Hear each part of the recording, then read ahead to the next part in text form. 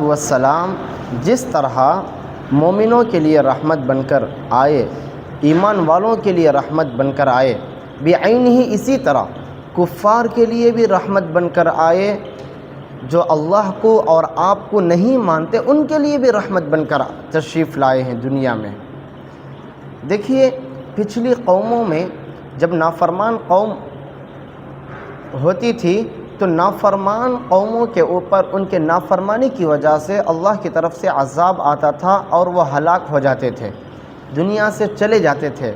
لیکن آپ علیہ الصلاۃ والسلام کے زمانے میں بھی نافرمان لوگ تھے، لیکن ان کے اوپر ایسا عذاب نہیں آیا۔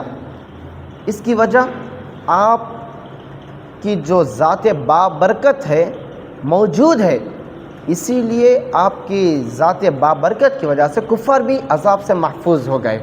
قرآن مجید میں سورۃ الانفال میں اللہ رب العزت فرما رہے ہیں وَمَا كَانَ اللَّهُ لِيُعَذِّبَهُمْ وَأَنْتَ فِيهِمْ، اور اے پیغمبر اللہ ایسا نہیں کریں گے کہ ان کو عذاب دے جبکہ آپ ان کے درمیان موجود ہو۔ اس سے معلوم ہوا کہ اللہ کے نبی صلی اللہ علیہ وسلم جس طرح ایمان والوں کے لیے رحمت ہیں، اسی طرح کفار کے لیے بھی رحمت ہے۔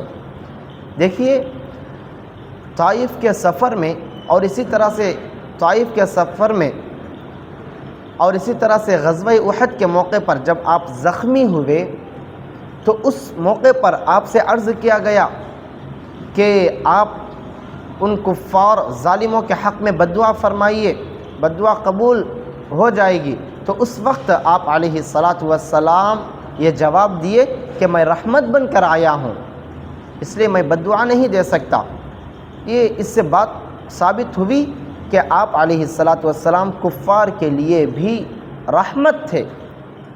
ایک اور آگے جائیے، آپ کی رحمت صرف دنیا تک محدود نہیں ہے بلکہ آخرت میں بھی آپ کی رحمت ہے۔ جب میدان محشر قائم ہوگا تو اس وقت سارے انبیاء آپ کی طرف دیکھیں گے اور سارے لوگ آپ سے سفارش کی درخواست کریں گے کہ اللہ سے سفارش کریں، تو آپ علیہ الصلاۃ والسلام اس وقت اللہ رب العزت سے سفارش کریں گے کہ حساب و کتاب شروع کیا جائے۔ تو اس وقت اللہ رب العزت آپ کی سفارش کی وجہ سے حساب و کتاب شروع فرمائیں گے۔ اس کے بعد آپ کی رحمت کی وجہ سے، آپ کی سفارش کی وجہ سے آپ کی امت سب سے پہلے جنت میں جائے گی۔